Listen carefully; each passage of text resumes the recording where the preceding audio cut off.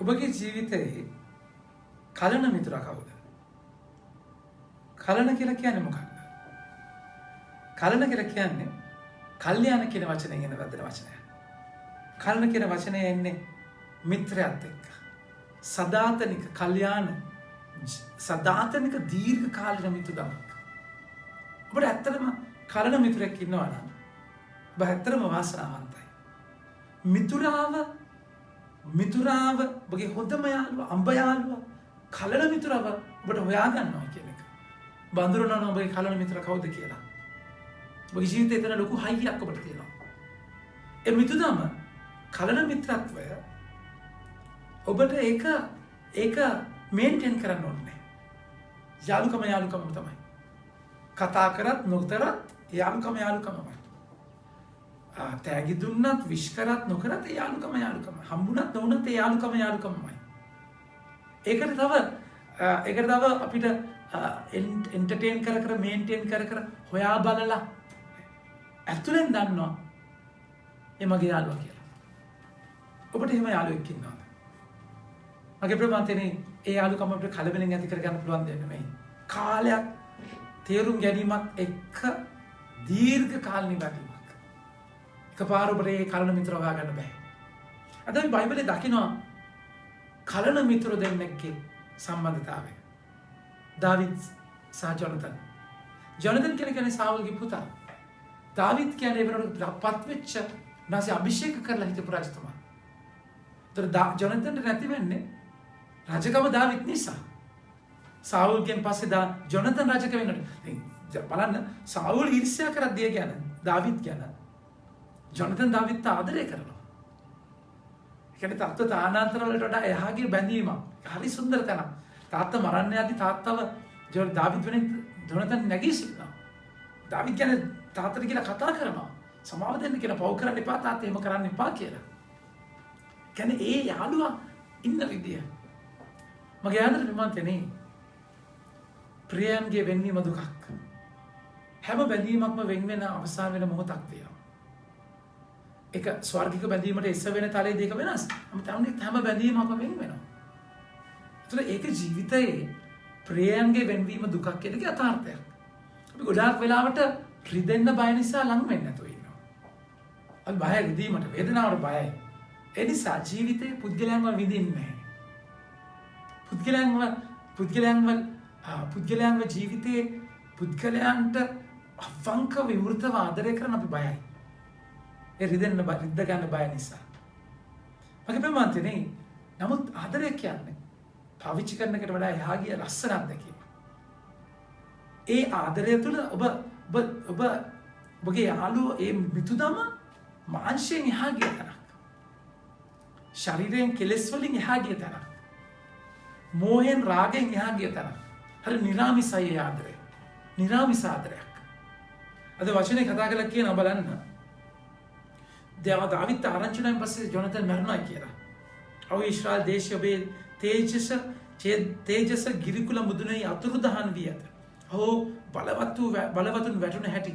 සවුල් Jonathan ජීවත්ව සිටියේදී සෙනෙහසිනා සතුටින් බැඳී සිටිය. ජීවිතයේදී ඔහු මරණයේදී ඔහු වෙන්න වූහ. ඔහු රාජාලින්ට වඩා වේගවත් වූහ. සිංහයන්ට වඩා බලවත් වූහ. ඊශ්‍රායල් දුවරුනි ප්‍රියකර වස්ත්‍ර ඔබට පැළඳූ ඔබේ වස්ත්‍ර රන් ආභරණ වලින් සැරසූ සාවුල් ගැන හටන්නේ. ඔහු බලවත් රණබිම මැදදී වැටුණ හැටි. ඔහු ජොනතන් ගිරිකුල් මුදුලෙහි ඔබ මැරුම් කෑවෙහිය. මගේ සොහොයුරු වන ජොනතන් ඔබ ගැන මම වියෝදුකින් පසු වෙමි. ඔබ මට ඉතා පියකරුව සිටියෙහිය. මා කෙරෙහි ඔබගේ ආදරය පුදුමය. වනිතාවකගේ ආදරයට වඩා මහත්ය.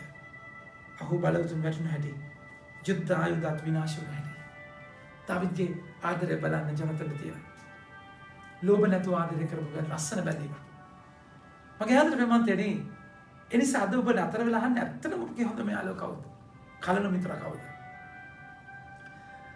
ඔබ වටපිට බලනවා ඔබ හිතනවා ඇත්තටම කවුද මගේ යාළුවා කියලා. ඔබ එක්කෙනෙක්ව අමතක වෙලා.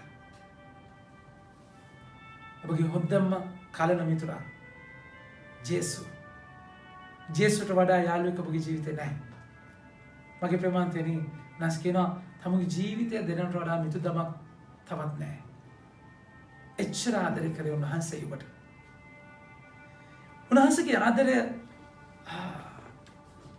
එක්තරා ලෝකයේ අස්වලින් ගත්තාම පිස්සු වැටිච්ච ආදරයක්. පිස්සුවක්. ඒ කියන්නේ කෙනෙක් පිස්සු කියන්නේ ඇයි? කෙනෙකුට පිස්සු හැදලා කියලා කියන්නේ එයාගේ සිතීමේ හැකියාව නැහැ. තර්කයක් නැහැ.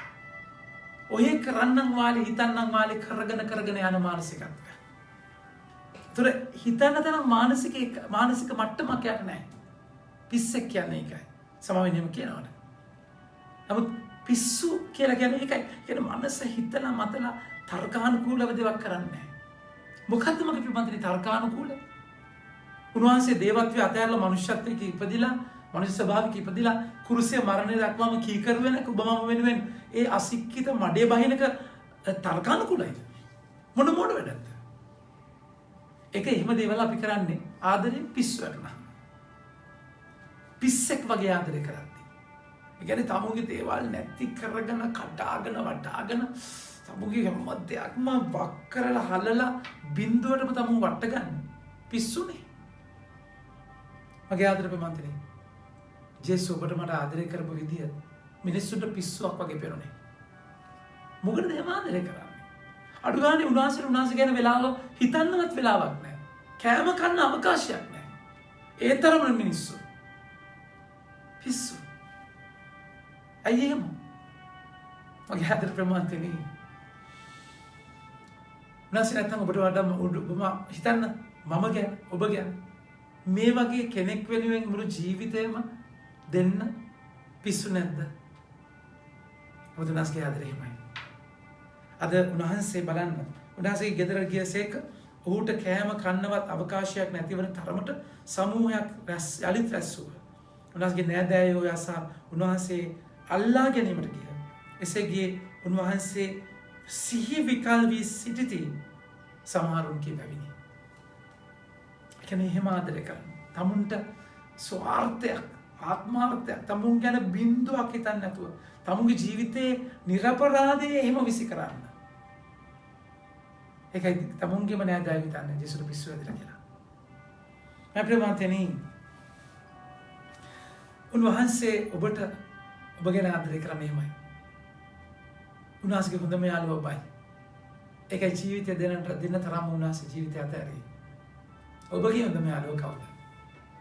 ඒකයි කේද වාචකය. මම ප්‍රමාන්තනේ මුළු ලෝකයේ විශ්වයේ මව් ස්වාමීන් වහන්සේ ඔබගේ හොඳම යාළුවාගේ උන්වහන්සේගේ හොඳම යාළුවා ඔබ වෙද්දී ඔබගේ හොඳම යාළුවා කවුද කියන එකයි ප්‍රශ්නේ. උන්වහන්සේ ඔබට මට පිස්සුවෙන් වගේ ආදරය කරන්නේ. ඔබට මට ඒ ආදරයට පිස්සු වැටෙන්න ඕනෙමයි. ඔබත් මමත් තර්කය පැත්තක තියලා ඒ ආදරයෙන් පිස්සු වැටෙන තැනකට යන්න ඕනයි. අපි ඒකට සරලව කියන්නේ ජේසුස් පිස්සුව කියලා. ජීවිතයේ ඒ පිස්සුවෙන් පිස්සු වැටිලා පිස්සෙක් වගේ ආදරය කරන්න.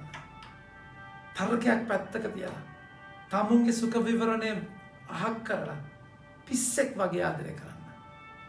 මොකද ශුද්ධාත්ම ආලේපෙන් ක්‍රියා කරන අයට අයව අනිතර තේරෙන්නේ නැහැ. ඒක පිස්සුවක්. ඇයි මෙහෙම මහන්සි වෙන්නේ? ඇයි මෙහෙම කැප කරන්නේ? ඇයි මෙහෙම විශ්සගෙන ඉන්නේ? ඇයි මෙහෙම ආදරය කරන්නේ? ඇයි මෙහෙම ඉන්නේ දාලා යන්න නැතුව විසි කරන්නේ නැතුව ගේමක් අදින්න නැතුව විනාශ කරන්නේ නැතුව ඇයි ඉන්නේ? ඒක මිනිස්සුගේ ඇසෙන් පිස්සුවක්. එනිසා අද දවසේ ඔබට ආරාධනා කරනවා. ජේසුගේ ආදරේ පිස්සුව විඳගෙන ඒ ආදරෙන්ම පිස්සු වැටිලා පිස්සෙක් වගේ ආදරය කරන්න සම්මාසගේ වචනය අද ඔබට ආරාධනා කරනවා. ආමෙන්.